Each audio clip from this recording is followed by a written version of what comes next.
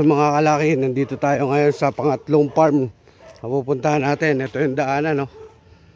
Ito yung lugar. Parang bundok. Yan. Ito yung manukan nila.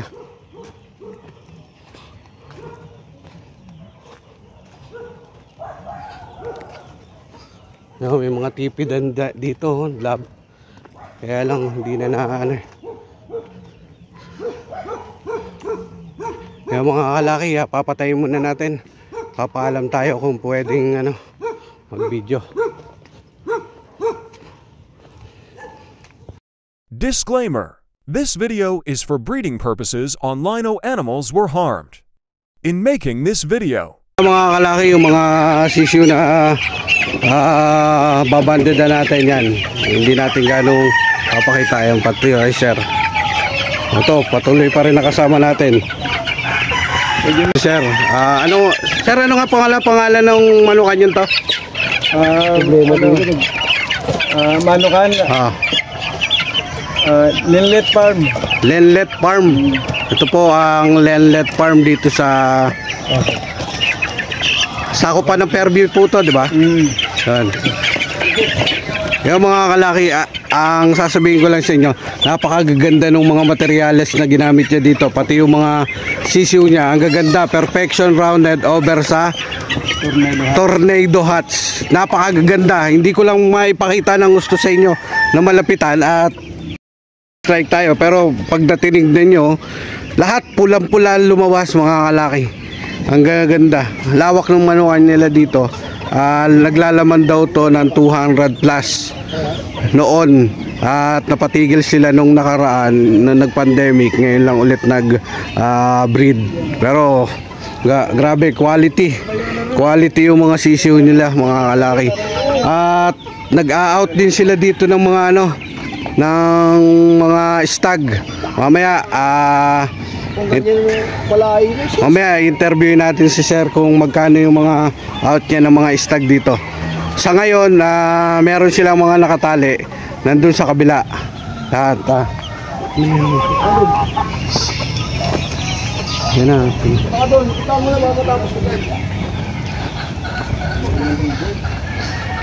Yan mga kalaki. At nandito. Papakita ko lang sa inyo yung ibang materials na babae niya. Ito yung mga dome niya. Itong mga dome niya daw ay Gen Arayata. Yan. Ito yung mga inahin niya, mga kalaki. Yan. Tapos dito mga kalaki. At ito yung ibang stag niya. Yan. Tapos ito yung ibang manok niya dito, mga kalaki.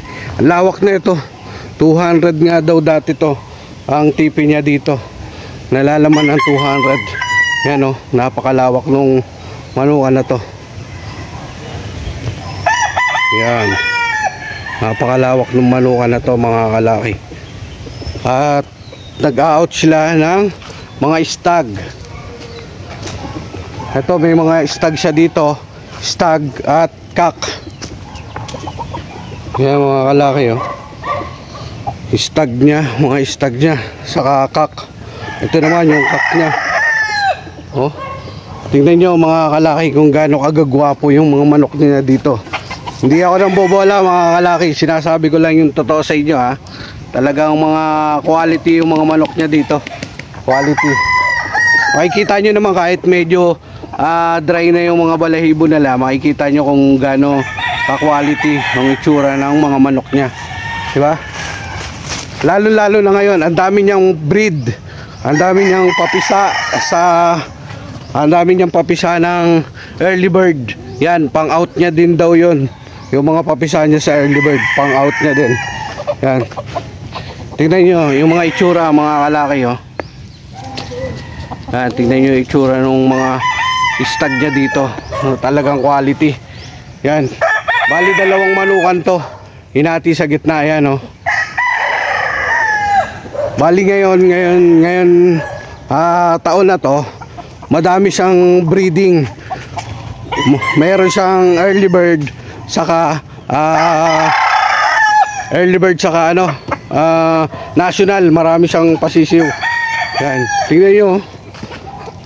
Makikita nyo naman kung gaano ka quality talaga mga kalaki. Ayan o. Ito, makikita nyo mga kalaki, dry na yung balahibo niya, pero tingnan nyo kung gaano siya ka quality, di ba? Mamaya tatanungin natin. Bali napahinto sila ng ano, breeding noong nag-pandemic. Tapos halos pangalawang taon pa lang nila to na bumabalik ulit sa pag-breed. Pero may mga kumukuha na daw sa kanya dito na taga norte.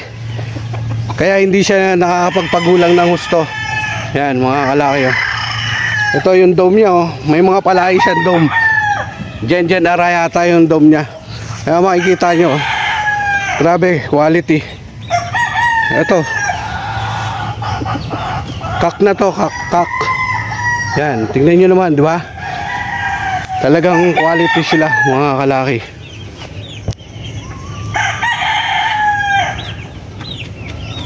Ganun ka quality yung mga manok nila. Mamaya interviewin natin, tapos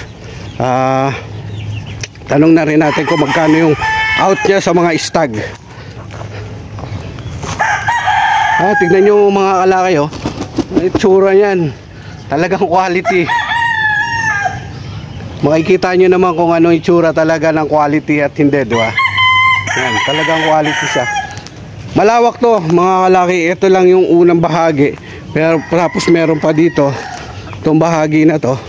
Tapos ito sa kabilang bakod, yung kabilang bakod meron din to. Ayun oh, paikot din hanggang dun yun. Yan, sabi ni sir, unti-unti na nila lilinisan ulit kasi mas marami na sila pa isa ngayon. Anong to?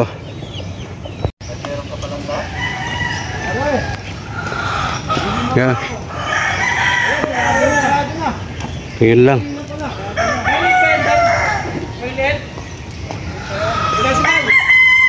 Yan mga kalaki oh, dito ito pa yung ibang ano nila. Saka yung kanina dinaanan natin, yung isang dinaanan natin, yung pa. Yan oh, tingnan nyo yung lagayan nila. Lawak pa. Ito pa yung ibang ano, manok nila oh. Di ba? Unti-unti na ulit daw nila lilinisan to at lalagyan ng marami. Ayan oh, may mga tipi pa doon banda oh. Hanggang doon yun sa baba. Hanggang dito paikot.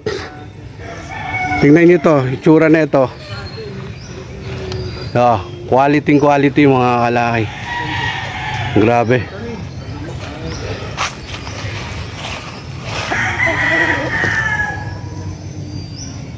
Ayan oh.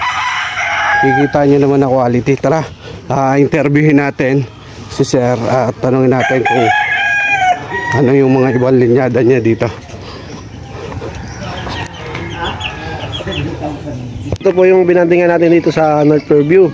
Kasama natin si Boss Lucky tsaka si Sir Aquilino. Ito po tayo. Yan mga kalaki, ito po yung owner ng Linlet Farm. Linlet Farm mga kalaki. At nandito tayo sa farm ni Sir Aquilino. At yan, sir, may mga pang-out ba kayo dito pag kung sakasakali? Minsan na naman na tayo para lalo sa mga kaibigan. May gustong sumubok, pwede naman tayo para mapagbigyan sila ano? Bali sir, yung mga stag nyo, magkano ba kung sakasali magtatanong yung ating mga viewers? Ito talagang napakamura, 5K lang stag. Yun mga kalaki, kita nyo naman, banded na 5K lang yung stag ni sir. Sa mga gusto sumubok mga kalaki, pwede nyong puntahan yung manual ni sir o pwede nyong kontakin si sir. Bigay nyo sir yung number nyo para kung sakasakali may gusto sumubok at makakita ng mga stag nyo. 0926-83-94-214. Lino lang po tawagin. Kontak po Lino. Okay na po yun. Yun, si Sir Lino lang din ang kukontakin nyo. Siya rin ang makikipag-usap sa inyo para kung sakasakaling gusto nyo bumisita, lalo na pag ito nakatali na po itong mga ano to, mga binandita namin, pag nakatali na to, pwede na kayo pumili. Lahat to pang out, di ba sir? Online. Online. Bali ito, lahat po to, wala silang itatabi. Kung anong magustuhan nyo nakatali, bibigay po ni sir. Ganun po siya kabait at talagang open po sa lahat. Online. Yan, oo nga pala sir, ano nga palang bloodline na ginamit nyo ngayon? Ano yun Perfection Tornado po yan. Bali, Pero pinaka-baseline ko, Perfection. Baseline ni sir, Perfection. Tapos, krenos niya sa Tornado Hats. Bali, 50-50 po itong pinalabas niya ngayon. Pero kung makikita nyo, mga kalaki, halos kamukha lahat ng mga Perfection roundhead, no?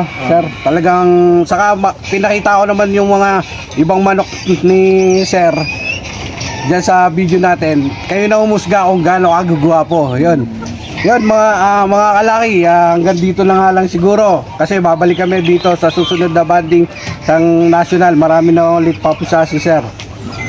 Yan, paalam kayo sir. Sa lahat po ng gustong sumubok sa mga palahi ko at try nyo lang po at para masubukan nyo. Yan mga kalaki, siguro hanggang dito na lang natin tatapusin itong vlog na to. At sa susunod, abangan nyo yung susunod na farm na pupunta natin. Bukas na po yan mga kalaki, bandang Rizal naman tayo. Yan, maraming salamat po muli sir. Thank you sa inyong pagtanggap sa amin dito. Yan, thank you.